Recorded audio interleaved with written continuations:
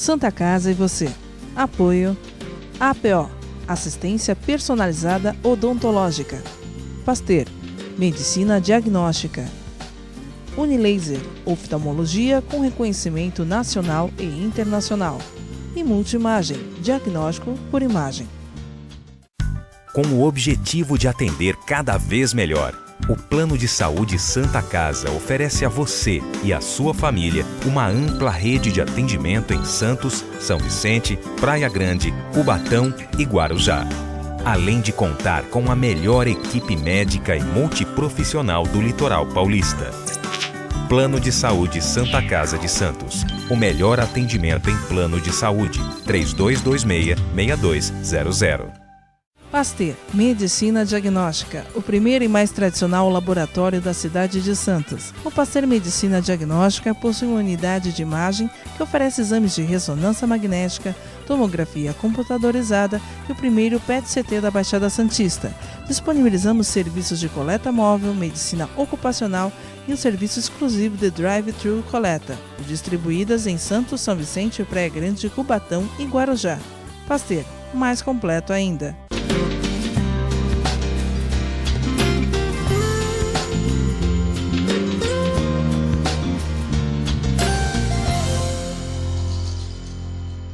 Olá, você telespectador que acompanha o programa Santa Casa e Você, estamos no ar, hoje com a presença do doutor José Eduardo Vasconcelos Fernandes, ele que é coordenador de ensino e pesquisa do Serviço de Gastroenterologia do Hospital da Santa Casa de Misericórdia de Santos. É um grande prazer ter o doutor José Eduardo aqui no programa. Como é que vai, doutor? Boa tarde, Guto. Como vai? Obrigado pelo convite.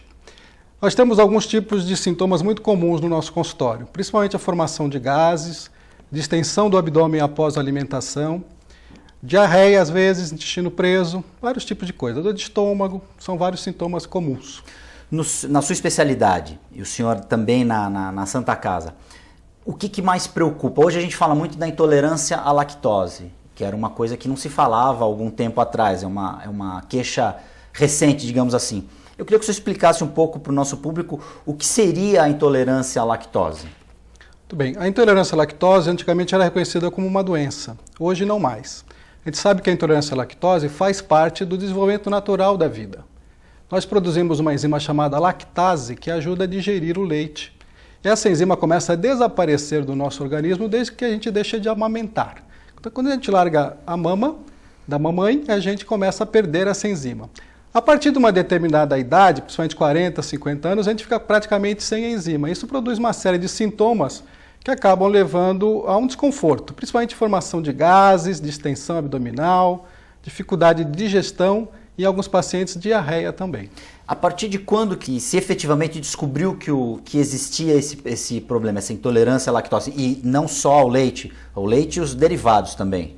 Sim, a intolerância à lactose ela é conhecida há muito tempo, porém alguns estudos mais recentes mostraram que isso é um defeito, na verdade não um defeito, uma modificação genética. A gente deixa de produzir a enzima porque, em teoria, nós não deveríamos tomar leite como um substrato.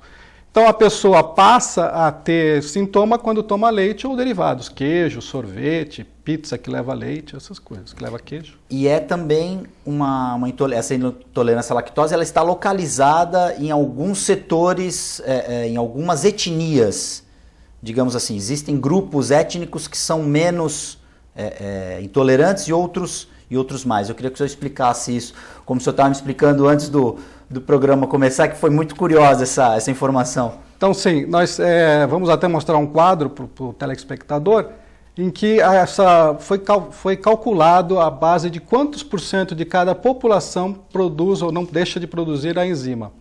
No Brasil, em torno de 60% da nossa população vai ficar intolerante em algum momento da vida. Mas isso é pior na população negra, que chega até 80% de intolerância. E fora do Brasil, os japoneses e os chineses, o pessoal do Oriente, também tem uma intolerância que pode bater em 90%, 100% da população. Já o pessoal do norte da Europa tem menos intolerância, apenas 30% da população tem essa intolerância. Veja, isso provavelmente está associado com a fome no mundo na época da Idade Média, ou talvez até anterior a isso. Por quê? As populações tiveram que buscar alimentos que eles tinham com facilidade para sobreviver à fome. No Oriente, esse alimento foi o arroz. Então essa população sobreviveu com base no arroz. Não teve uma mutação para continuar tomando leite. Enquanto já no norte da Europa, eles tomaram leite e queijo, porque eles tinham vacas para fazer isso, tinham um rebanho para fazer isso. Essa população desenvolveu uma mutação genética, então eles conseguem tomar leite até uma fase avançada da vida. Portanto, o pessoal que tem uma ascendência do norte da Europa, consegue tomar mais leite, ou sem dar sintomatologia, do que o pessoal oriental que não consegue tomar leite depois de uma certa idade. O pessoal do norte da Europa, então, consegue tomar leite mais tempo, porque vai chegar um momento em que essa intolerância vai se manifestar ou não? Eles conseguem tomar... A maioria da população deles suporta o leite pela vida inteira. Eles têm uma mutação que permite que eles tomem leite sem ter sintomas pela vida inteira. E a mesma coisa com o oriental? Mesma coisa com o oriental. A maioria, quase 100%, vai ter intolerância rapidamente. Com 20, com 30, com 40 anos de idade, eles vão começar a ter intolerância a leite e derivados. Em relação, então, um fato histórico que interferiu, inclusive na teoria da evolução. Essas pessoas, esses grupos sobreviveram graças ao que eles tinham naquele momento para se alimentar. Acredito que devem ter tido muitas perdas, porque muita gente, acho que com a intolerância, não resistir também morria. Não, a intolerância em si não leva a uma alteração importante do ponto de vista para chegar ao óbito. Mas ela produz muitos sintomas e a pessoa acaba por si só parando de tomar esse tipo de alimento. Só que se você não tiver outra coisa, você tem que comer o que você tem. Eles começaram a tomar o leite, então várias gerações depois disso, isso chama-se adaptação pela teoria de Darwin mesmo. Então sobrevive o mais forte e geralmente ele produz uma mutação para poder sobreviver a esse tipo de problema que ocorre numa determinada fase histórica. E essa mutação genética, qual o tempo dela? A medicina, a ciência tem essa informação de quanto tempo que esse gene demora para surgir? Não, isso é muito variável, mas geralmente entre 3 e 4 gerações você já pode ter uma variação genética para vários tipos de mutação. Agora é curioso, se a gente olhar de novo aquele quadro que eu estava mostrando, se a gente for olhar o povo sueco, as pessoas mais idosas, elas têm a mutação. Já os mais jovens parece que já não têm. Então já houve uma regressão. Uma inversão. Uma inversão da parte genética, parece, pelo menos pela essa informação que a gente tem do trabalho, que a gente está mostrando, de que já houve uma regressão na mutação genética lá no norte da Europa. E isso é um ciclo, digamos assim, ou não? Não necessariamente. Agora, como a gente não está numa fase de fome do mundo, pelo menos não na maioria da população, pode ser que eles já não tenham essa necessidade de tomar tanto leite e eles vão perdendo a mutação e vão voltar a ser como eram antes da mutação genética. Falando ainda em questão do esôfago, doutor, o caso do refluxo. Queria que o senhor explicasse também como que funciona o refluxo, quem são as pessoas que mais são vulneráveis a esse tipo de problema e o tratamento, o senhor que atua na área clínica, não realiza cirurgia, qual é o encaminhamento que é dado hoje a esse problema que também acomete muitas pessoas? A doença do refluxo é uma doença muito comum. Os quadros dispépticos que estão associados com a digestão, com a alimentação, eles são muito frequentes no nosso dia a dia. Então, a doença do refluxo, ela é multifatorial e também é multissintomática. Um paciente pode chegar para a gente apenas reclamando de soluço, de tosse, ou de pigarro e ser refluxo. Não há necessidade de ter regurgitação, que é voltar alimento na boca, nem necessidade de ter azia para ser refluxo. Tem vários tipos de fenótipos que a gente chama de doença do refluxo. O que é a doença do refluxo? É aquele paciente que não tem a válvula entre o esôfago e o estômago funcionando adequadamente. Então, o líquido que está no estômago, o alimento, pode refluir para o tórax e daí refluir para a boca ou não. Isso piora, obviamente, em pacientes que estão obesos, em pacientes que têm uma flacidez muscular ou que têm genética compatível com uma perda da função dessa válvula. Então, o primeiro passo, no caso da orientação a esse paciente, por exemplo, que seja obeso, ele vai ter de perder peso. Isso, perder peso. E a questão do refluxo nas crianças, é um outro problema, não tem a ver com o refluxo que o adulto tem? Normalmente não. No bebê, na criança pequena, está associado ao desenvolvimento do sistema digestório. Então pode ser que ainda o sistema não se desenvolveu completamente, ele está um pouco encurtado, ele tem alguma alteração na válvula que com o passar dos anos ele vai corrigir naturalmente e resolver. Já algumas crianças podem ter algum defeito congênito que possa necessitar de algum tipo de envolvimento cirúrgico. Existe algum exame na criança, no recém-nascido, para se detectar isso ou é só o pediatra que vai ter com relatos da mãe que verificar? Normalmente a sintomatologia, acordar de noite, tossir, engasgar muito ou ter muita regurgitação do bebê pode sinalizar para uma investigação, mas o pediatra tem condição de avaliar isso facilmente. Sintomas do refluxo no adulto. As pessoas percebem que estão tendo, isso é mais à noite, durante o sono? Muitas vezes não. O mais comum é o paciente acordar realmente com sufocação ou ter azia durante a madrugada ou deitar e já se sentir desconfortável. Mas o que a gente vê com muita frequência também são aqueles pacientes que têm um sintoma isolado. Então já tive um paciente que estava com soluço há 2 anos e era refluxo. 2 anos com intermitente? Intermitente não, contínuo. Contínuo.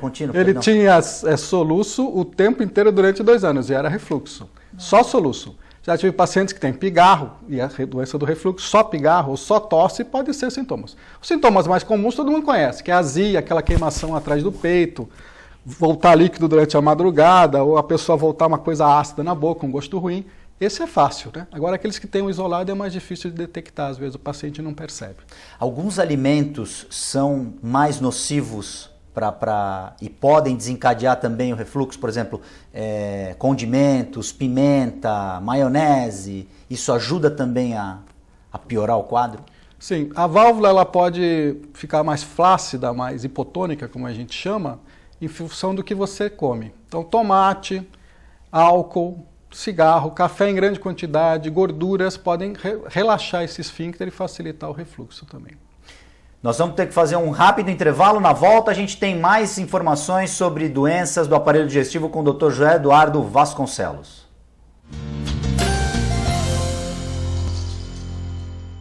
Pasteur, Medicina Diagnóstica, o primeiro e mais tradicional laboratório da cidade de Santos. O Pasteur Medicina Diagnóstica possui uma unidade de imagem que oferece exames de ressonância magnética, tomografia computadorizada e o primeiro PET-CT da Baixada Santista. Disponibilizamos serviços de coleta móvel, medicina ocupacional e o serviço exclusivo de drive-thru coleta, distribuídas em Santos, São Vicente, Praia Grande de Cubatão e Guarujá. Pasteur, mais completo ainda.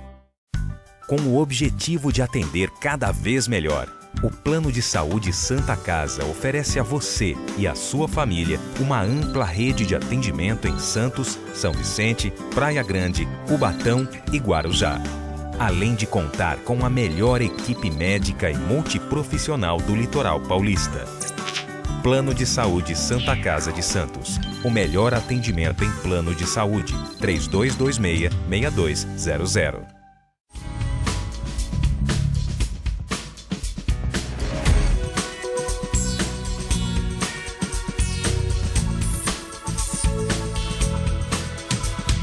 Unilaser, um centro de referência único que, concentrando recursos tecnológicos e a capacitação técnica de seus médicos, pode diagnosticar e tratar as doenças da visão, aplicando uma oftalmologia de ponta com reconhecimento nacional e internacional. Unilaser, unidade oftalmológica de laser. A clínica Multiimagem é especializada em exames de radiologia e diagnóstico por imagem, investindo continuamente em tecnologia e trazendo constantes inovações para proporcionar à comunidade médica e seus pacientes diagnósticos ainda mais precisos. Sua nova e moderna estrutura, aliada à tecnologia de ponta, juntamente com o corpo clínico especializado, tornam a clínica Multiimagem um dos centros de diagnósticos por imagem mais avançado do estado de São Paulo. Entre em contato pelo telefone 3202-1250.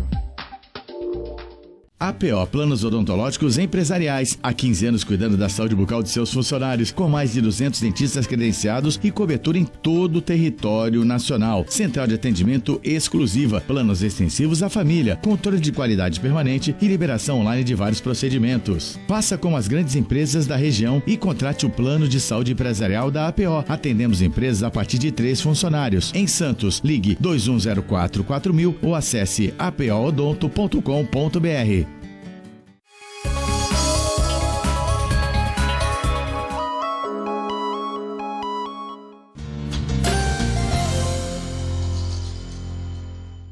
Olá, já estamos de volta com o programa Santa Casa e Você, que hoje traz a presença do Dr. José Eduardo Vasconcelos Fernandes, que cuida do setor de gastroenterologia da Santa Casa no serviço de pesquisa. Doutor, nós estávamos falando no bloco anterior do refluxo. Doença do refluxo gastroesofágico. Além daquela questão dos sintomas, que outros indícios as pessoas podem em casa ficar atentas e aí perceber a necessidade de procurar um médico? Acho que aqueles sintomas mais comuns como nós conversamos, acho que não tem muito problema. Mas se o paciente tem uma tosse crônica, um pigarro crônico, rouquidão às vezes, ele vai ao otorrino e às vezes o próprio otorrino já detecta o refluxo laríngeo, né? Aqui na laringe, que ocorre na laringe. Agora, o cigarro e o álcool, os males que eles causam, a gente já sabe que causam muitos males, mas essas duas substâncias usadas separadamente ou em conjunto agridem mais esse sistema que é tão sensível. Eu queria que você falasse desse problema causado pelo cigarro e pelo álcool. O cigarro e o álcool, eles aumentam o risco de câncer de boca, de câncer de garganta e de câncer de esôfago. Porque o contato maior com o álcool, principalmente, ele é maior na boca e no esôfago, porque ele não está diluído. Depois ele cai no estômago, é diluído, ele também dá algum tipo de problema, pode dar uma gastrite alcoólica. Mas o cigarro também, né? O cigarro, o fumo, ele tanto por via sistêmica, quer dizer, por via sanguínea ou direto no local, ele também, como tem 1000 toxinas no cigarrinho, ele pode causar muito risco de câncer de boca e o câncer de esôfago nesses pacientes. O câncer, a gente sabe que é uma doença muito letal, mas qual é a que mais causa a morte? É o câncer de boca, é o câncer de língua, é o câncer de laringe, é o de esôfago, ou todos têm uma incidência muito grande de mortes? Não, o câncer de esôfago, a detecção geralmente é tardia. Todos os cânceres que a gente detecta tardiamente, o risco de óbito é maior. O esôfago é um destes, né? A gente demora muito para fazer o diagnóstico, porque ele demora para dar sintoma. Quando ele dá sintoma, já está avançado e é mais difícil de tratar. Eu te perguntei no intervalo e você me explicou, eu acho interessante essa informação também. Então, o sujeito que geralmente ele vomita sangue, ele não necessariamente vai estar com câncer de esôfago, isso é um outro problema. Sim, o principal sintoma do câncer de esôfago é entalar, que a gente chama de disfagia. O paciente deglute e aquilo entala em algum lugar dentro do esôfago. E vem junto com isso um emagrecimento muito rápido. Então, uma perda de peso rápida com uma comida entalando, existe uma grande possibilidade de ser um câncer de esôfago. E o senhor deve ter tido várias situações de narrativa de pacientes. O que o paciente pensa nesse momento? Que ele come e ele sente aquela situação de estar entalado, ele bebe alguma coisa, ele começa a achar que é uma outra coisa, ele não necessariamente acredita que seja um problema tão grave? A maioria dos pacientes masculinos, eles sempre acham que não tem nada grave. As mulheres vão ao médico muito mais rápido. Então a gente detecta geralmente mais rápido as lesões. Os homens não. Então eles acham que engoliram alguma coisa muito grande, ou então que a comida aqui estava muito seca, e nunca pensam que pode ter alguma coisa no esôfago. E por isso retarda mais o diagnóstico e mais difícil do tratamento curativo. Um outro problema bastante comum, acredito que nesses novos tempos de bebidas muito industrializadas. O refrigerante, doutor. Qual o problema do refrigerante em relação ao sistema digestivo? Os males que ele causa? Então, o refrigerante em si, de vez em quando, não tem grandes problemas, né? Agora, aquele paciente que tem doença do refluxo, tem dispepsia, gastrite, isso aí tem gás carbônico, e o gás carbônico aumenta a produção de ácido. Então, vai piorar os sintomas desse paciente. Aqueles refrigerantes que têm um pH muito baixo, abaixo de 4, principalmente os colas, eles também são muito ácidos, também podem causar uma lesão do trato gastrointestinal alto. E os diets e os lights, hoje em dia, usam muito esse tipo de adoçante. Na maioria dos pesquisadores tem falado mal dos adoçantes em relação à flora intestinal, à microbiota. Essa alteração que os adoçantes causam na microbiota parece também não ser muito boa, levando a risco aumentado de diabetes e de obesidade. Ou seja, durante um bom tempo se falou que o vilão era o açúcar, aquele açúcar refinado. Uhum. Vamos usar o adoçante aromatizado, industrializado. Agora já se volta novamente a dizer que o vilão é o adoçante. Como é que fica a vida do médico? O médico tem que estar sempre procurando se reciclar, né, doutor? Isso é muito confuso mesmo. Nós temos um pesquisador brasileiro que mora nos Estados Unidos, ele chama-se Cláudio Sioff, ele chega aqui para dar aula e fala assim, não entendo porque vocês tomam tanto adoçante se vocês têm tanto açúcar bom e barato, porque o açúcar, em pequenas quantidades, obviamente, né, sem exageros, ele é melhor do que o adoçante para a flora intestinal. Falando de flora intestinal, obviamente. Então, tudo que é demais faz mal. Exato. E no caso do açúcar também não se pode exagerar. Café. O café, ele tem algumas propriedades boas, né? Ele mantém o paciente em alerta, trabalha-se melhor com café. Então, um cafezinho ou 2 é bom para o coração.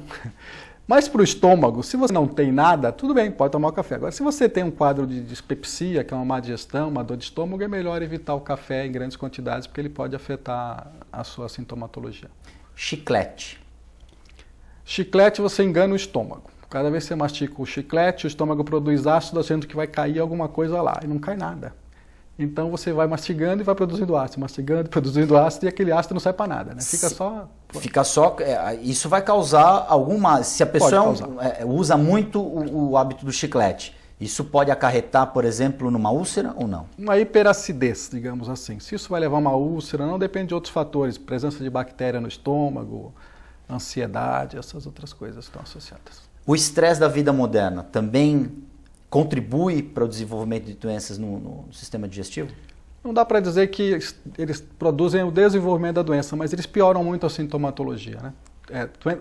Síndrome dispéptica, que é aquelas alterações tipo gastrite que a gente tem, ou a síndrome do intestino irritável, que está associado com dor abdominal e diarreia, pioram a sintomatologia durante o estresse, porque estão associados à liberação de alguns hormônios, como serotonina ou gastrina no tubo digestivo, que podem produzir sintomas.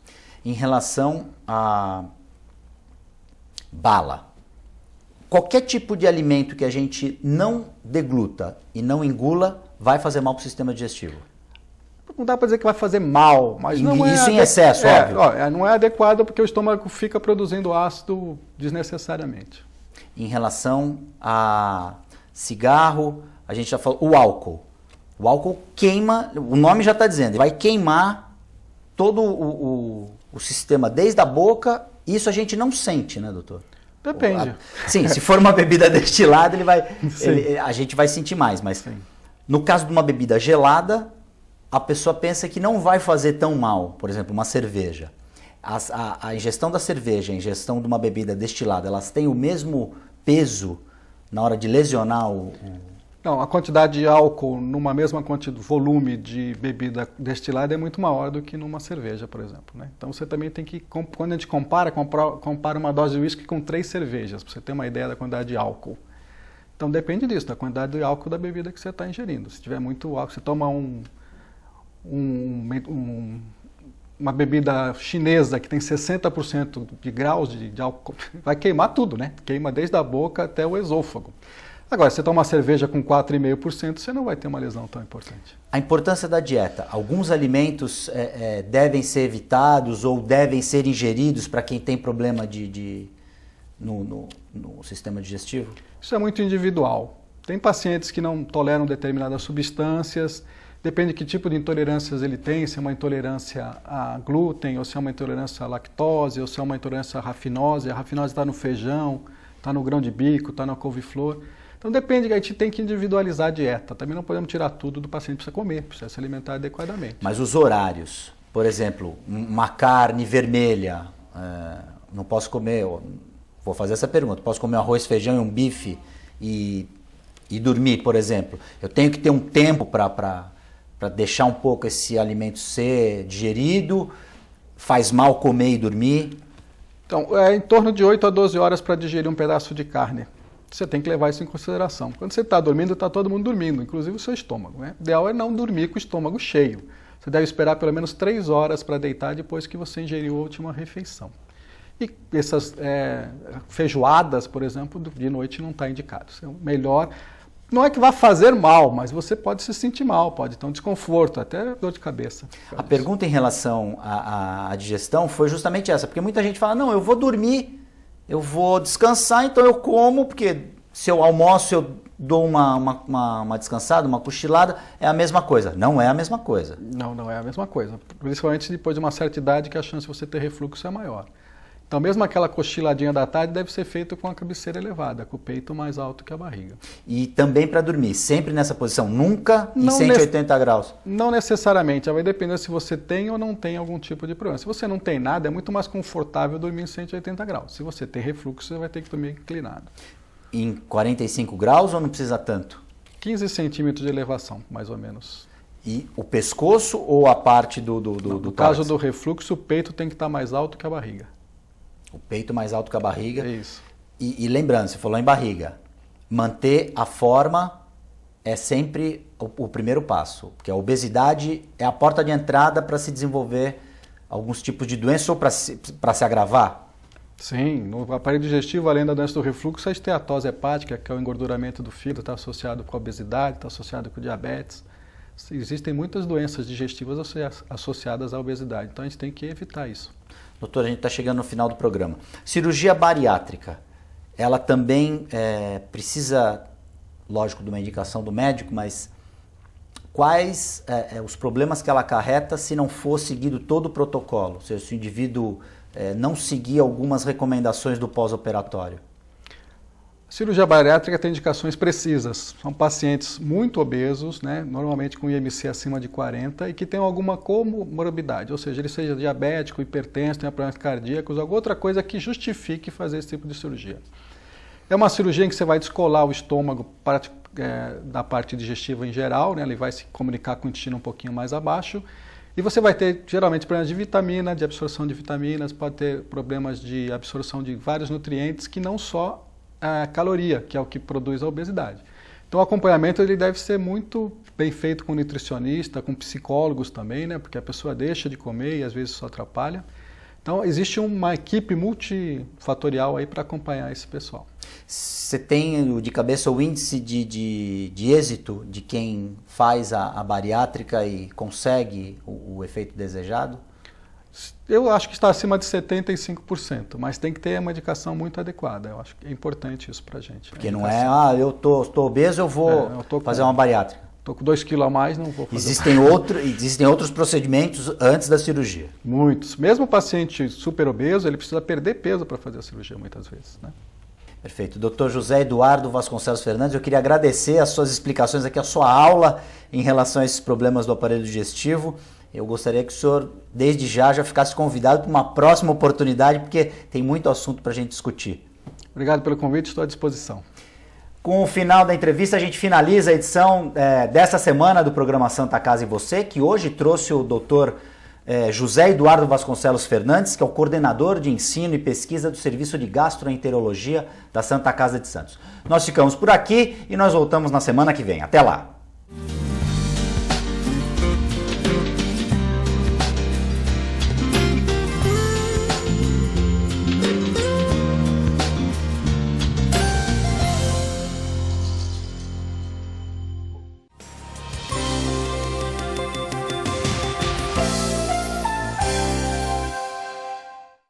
Santa Casa e Você. Apoio APO, Assistência Personalizada Odontológica. Pasteur, Medicina Diagnóstica. Unilaser, Oftalmologia com reconhecimento nacional e internacional. E Multimagem, Diagnóstico por imagem. APO Planos Odontológicos Empresariais. Há 15 anos cuidando da saúde bucal de seus funcionários, com mais de 200 dentistas credenciados e cobertura em todo o território nacional. Central de atendimento exclusiva, planos extensivos à família, controle de qualidade permanente e liberação online de vários procedimentos. Faça como as grandes empresas da região e contrate o plano de saúde empresarial da APO. Atendemos empresas a partir de 3 funcionários. Em Santos, ligue 2104-4000 ou acesse apoodonto.com.br.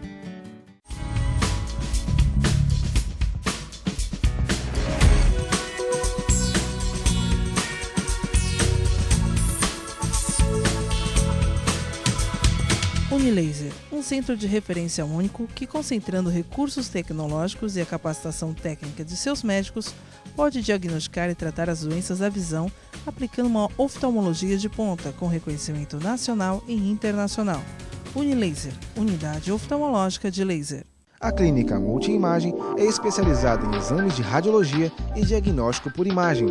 investindo continuamente em tecnologia e trazendo constantes inovações para proporcionar à comunidade médica e seus pacientes diagnósticos ainda mais precisos. Sua nova e moderna estrutura, aliada à tecnologia de ponta, juntamente com o corpo clínico especializado, tornam a Clínica Multimagem um dos centros de diagnósticos por imagem mais avançado do estado de São Paulo. Entre em contato pelo telefone 3202-1250.